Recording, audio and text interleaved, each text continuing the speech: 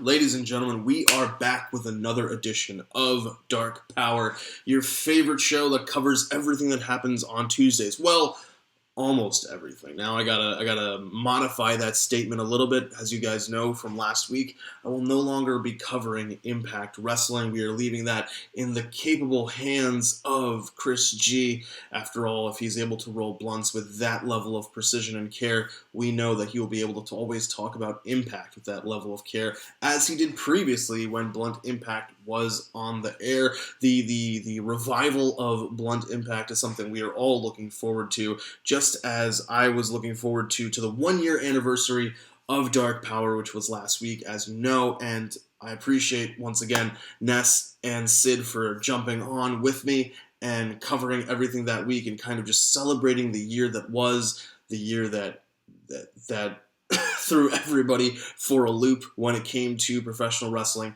And we look forward to next year around this time when we will be celebrating the 2-year anniversary of Dark Powerrr. And once we reach that point, I really hope you guys will have liked, commented, shared, and subscribed if you haven't already. We appreciate everybody who is a part of our YouTube and Facebook and Instagram and Twitter family. We appreciate all of you guys in this crazy, wacky world of wrestling that we're all part of. So let's get straight to it, guys. Today we are going to be covering Dark, UWN, and the new NWA show, but we're going to start off with a caveat because the new NWA show isn't actually new.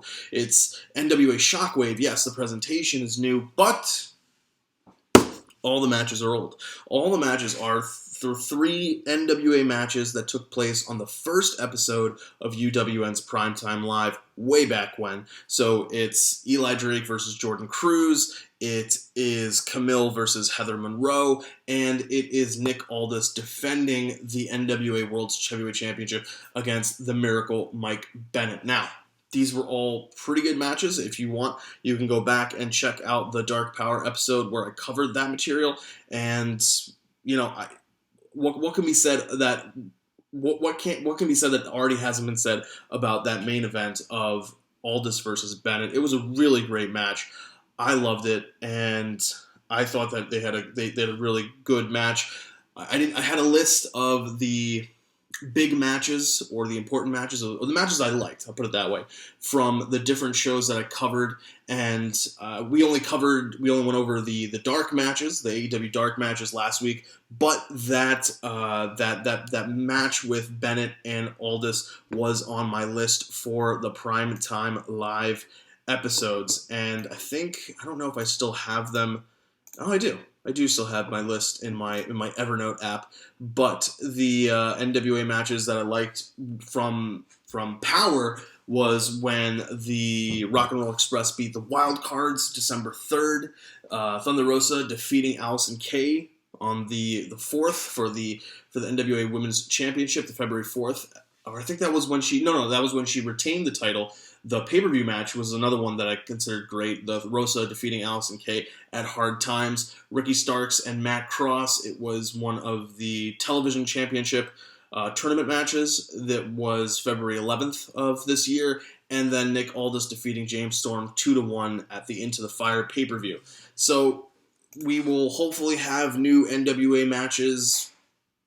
I don't know exactly what's going to happen. We will cover the full story once we reach UWN Primetime Live. But first, guys, we got to get through Dark. And luckily, this week, Dark has fewer matches and is a little bit shorter than it was last week. Last week was 2 hours and 45 minutes. This one's a little bit over 2 hours. I'm not going to get into all the matches, but we're going to talk about a couple key things that jumped out at me. First is actually, to be fair, the opening match, and that is Scorpio Sky picking up a win over KTB. The match isn't really that important in and of itself. It's more about what's going on with Scorpio and Spears. So Scorpio Sky comes out holding the metal slug, and you think that he's going to get involved in the match, but smart babyface being smart, instead he sits down, and as you remember, or as you know from Dark, or AEW's television, their entrance ramp has the 2 tunnels, and it has the steps, and it leads directly into the ring, right? So these guys and gals get into the ring directly on one side of the ring.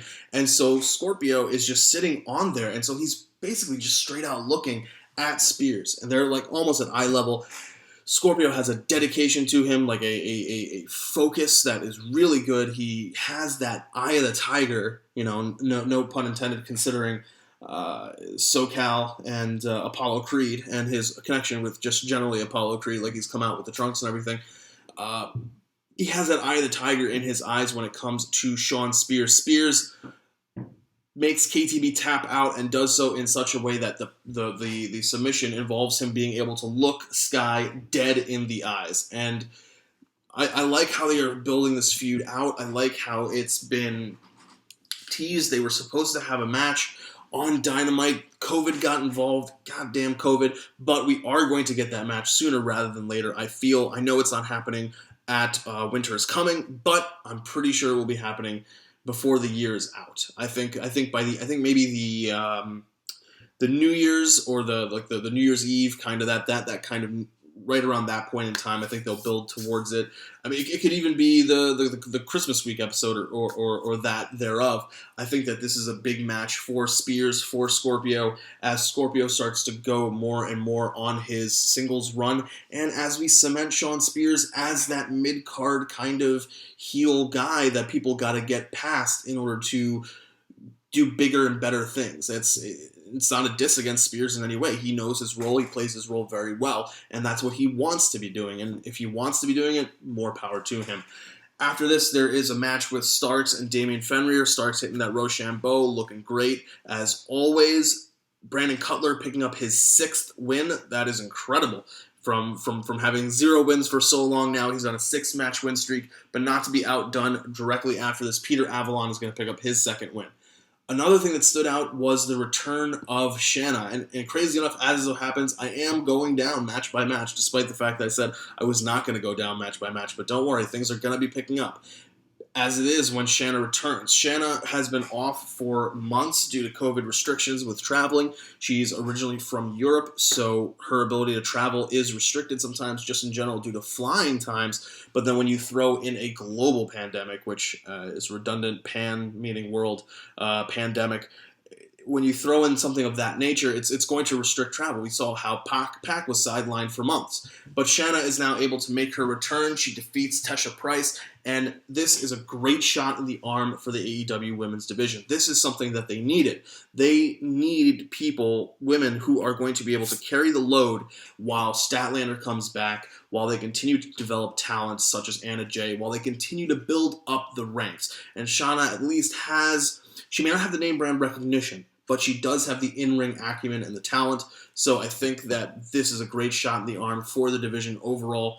I'm excited to see where they're going to build with her, how they are going to build. It's adding another babyface, which is something that we sorely need in AEW. Right now, the only real babyface is Hikaru Shida. I think she's technically speaking. Oh wait, no, and Big Swole, and Shida. I think are the only 2 faces. Britt Baker's a heel. Anna Jay's a heel.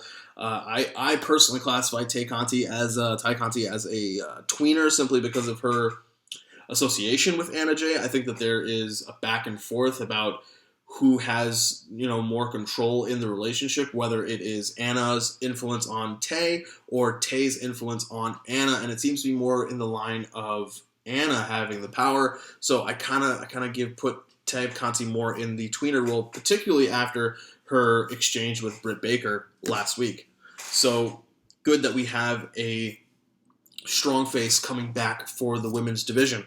After this, there is a backstage segment with Scorpio, and he and Marvez is saying, "Hey, Spears said he's not going to give you another match. What are you going to do about this?" And Scorpio doesn't say anything. He's still holding the slug. He just walks off.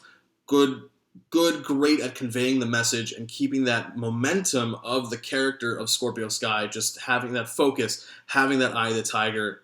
Good job all well round, and he didn't have to say anything. The next thing that kind of stuck out to me was Leva Bates getting a win. I don't think she's going to be somebody who has a big singles career. I think she's more behind the scenes and acting as a trainer, but it's always good to have her. She's somebody like Billy Gunn, where Billy Gunn will have the wins some from here and there as a singles competitor. He's going to have more of the wins as a tag with the Gun Club, as he will later today in the show. And he is somebody who can be used to help other people get over and give them experience in the ring. That's the point of Leva Bates. But you have to have Leva Bates have wins in order when she does lose for it to mean something. So, sorry, Alex Gracia, you got to take the pinfall loss. But it's for to quote Seth Rollins, it's for the greater good. After this, I think one of the things that stood out to me was the Dark Order versus Baron Black and Fuego del Sol. Dark Order, this is Evil Uno and Stu Grayson, once again being the MVPs of Dark, as always, and just great job for them. Next, the Acclaimed beating Wayward and George South Jr. This was a good match because the Acclaimed are on the rise. They are able to highlight and showcase themselves on Dark more and more week to week. I'm interested in seeing, first count of me using the word interested, I think. I'm interested in seeing how they will continue to grow them and get them on Dynamite, especially when we have so many tag teams, and we also have young tag teams, Top Flight, the Acclaimed. How are they going to get them all jockeying for position for the tag titles? That's something I want to see. That's something that I think is a challenge with the booking, and so far AEW has done a really great job, and I want to see how they continue to keep that momentum going. Speaking of momentum, Jurassic Express in the main event, picking up a win over another tag team of the Dark Order and Sonny Kiss and Joey Janela. Strong work all around. This is a great match. This is the match of the night, of Tuesday nights, I think, of between this and UWN. But Jurassic Express picking up a strong win. Really good tag match. This is the one I think you should check out. This, Spears and KTB because of the Scorpio Sky stuff. And then I think I'd probably add in the Dark Order, the other Dark Order tag match, and the Acclaimed tag match. Those are the big ones. Oh, one other thing is Ivelisse and Lindsay Snow. I really hope they're able to sign Lindsay Snow. She adds something to the women's division. The American Kaiju. We've seen her on Dark. We've seen her on UWN Primetime Live. I'm looking forward to seeing more of Lindsay Snow on our television programs. That will be a really, really great thing. So let's jump straight to UWN, and we're going to start off with kind of the middle segment. The middle segment here is Marquez, not to be confused with Marvez, which took me a second in my head, but David Marquez, who is the president of UWN, announcing that starting with after this episode, after Tuesday night's episode, UWN Primetime Live will be going dark, no pun intended, until 2021. This is for a number of reasons. This, first and foremost, they had a women's match that they were going to have on Tuesday night, but they were unable to do so because of COVID. So they want to be able to have matches, but like travel restrictions, COVID popping up, just things happening, it can throw a wrench in the plans, and I can understand that. You want to be able to offer these guys and gals the ability to ply their trade, to work their craft, to earn money, but at the same time, safety is a very important thing. So how to balance that? And it seems as though also, because they are in California, which is having spikes and is having an increase in restrictions, it seems as though the best way to keep people safe, because safety is first and foremost, is to shut things down. And I can understand that. I agree with it personally. It's a horrible position for a promoter to have to be in, but if we preach that safety is first and safety is paramount, we have to treat our employees, or independent contractors, if they are WWE, if you want to look at it from the WWE perspective. But in this case, these guys really are independent contractors. But if that's what we're looking at, then safety is always first. So gotta do what you gotta do. But we want this UWN episode to go out with a bang, and that's kind of what they do. So we start off with a match between Fred Rosser and Richie Slade of Beef Candy. This match is pretty good. My stream kind of started a little bit later, so I wasn't able to catch the beginning part of it, but I soon quickly realized that there was some kind of incident involving one of the members of Beef Candy throwing coffee on the back of Fred Rosser and causing some kind of burns, which then affected him throughout the match. He was able to pick up the win, but I think throwing coffee should cause a disqualification. So maybe maybe we need to look at the rule books and see what constitutes a... Something just flew out the window. above me, in the apartment above me. But we will be interested in seeing what exactly is the rule book, what's with the rule books when it comes to coffee. I don't know. I feel as though that's technically a foreign object. But anyway, after this, we have Davey Boy Smith versus Slice Boogie. This is a really good match. Davey Boy Smith is a, consummate professional, has been around the block, whether it's been in WWE, whether it's been New Japan. He's been everywhere. So he was supposed to be part of the title tournament, but he was unable to be there. And I gotta say, this was a pretty good match. Slice Boogie is also a solid hand in the ring, and I liked it. This would probably be my runner-up for match of the night between Dark and UWN. First, I would definitely say it's the triple threat tag match. After that, Davey Boy Smith, Slice Boogie. Next, we have, like I said, the Marquez bit, and after that, we have Kevin Martinson picking up a big win over Dan Joseph. Now, here, what I thought was interesting about this match was that the overall thought process is that Dan Joseph is somebody who, while he may not have been, he was a top of the card kind of guy. So to have him take a loss like this, especially after he lost the Heritage title, it's big. It's big. You can't overstate it when it comes to the pecking order of UWN. But Joseph takes the loss in good spirits, and he congratulates Martinson for a hard-fought contest. Kevin Martinson still with the best theme music when it comes to UWN Primetime Live.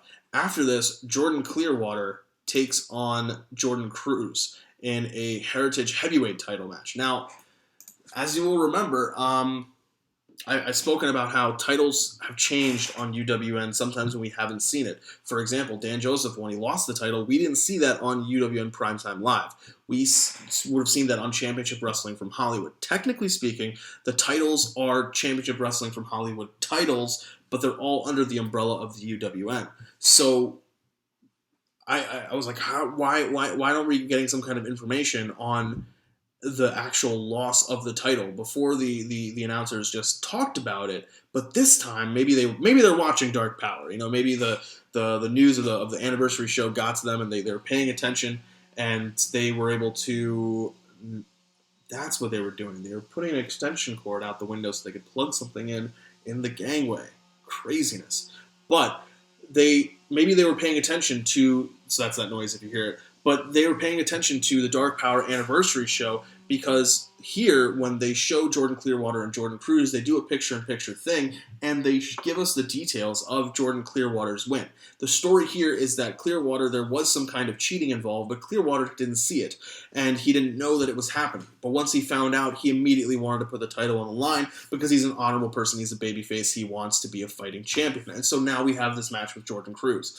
He puts away Jordan Cruz, a pretty good match as well, and we're off to the races with the main event. And the main event is supposed to be Levi Shapiro defending his title against Anthony Idol. Now, my stream was cutting in and out, but I was able to catch that there was some kind of hijinks with Shapiro's manager, and then they end this episode of UWN Primetime Live with everybody in the ring and the announcer, who I think is one of the announcers. He's a shoot fight boxing guy, from what I understand, and he just is going to give Shapiro's manager just a nice right jab, and the guy just faints before the guy can throw the punch. He just faints, and it's a feel-good way to send everybody home happy. Idol wins by disqualification. Titles can't change hands on disqualification, but more than likely they can get some kind of match between Idol and Shapiro, possibly in 2021 when UWN Primetime Live comes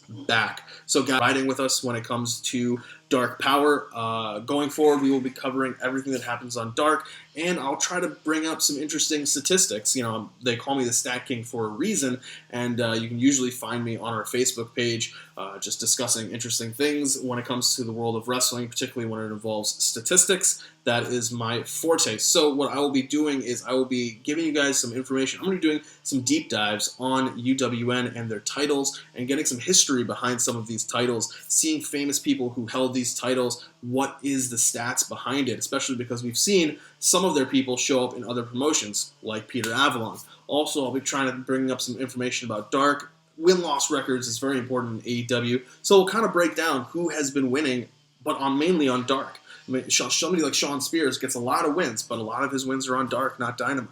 So we'll be breaking all that kind of information and stuff down for the rest of the year as we also cover Dark, as we build towards 2021 and the return of UWN Primetime Live. And also, of course, if NWA is showing original matches, I will be covering that. Otherwise, I will be telling you what the matches were and just saying, hey, you can check out the review of that on whatever episode of Dark Powerrr it was that we previously covered it when it was on UWN Primetime Live. So, guys, I appreciate your time as always. I want to thank you guys for inviting me into your homes, computers, screens, iPads, Androids, however it is that you watch Dark Powerrr or any of the amazing shows that we have for you on the True Heels YouTube page, whether it's True Rewind covering older pay-per-views and older events from WWF, at the time it was WWF, whether it is SmackDown with the Lynches, covering everything that's happening on SmackDown, going Raw with Drunk Guy JJ, whether it's AEW Recap,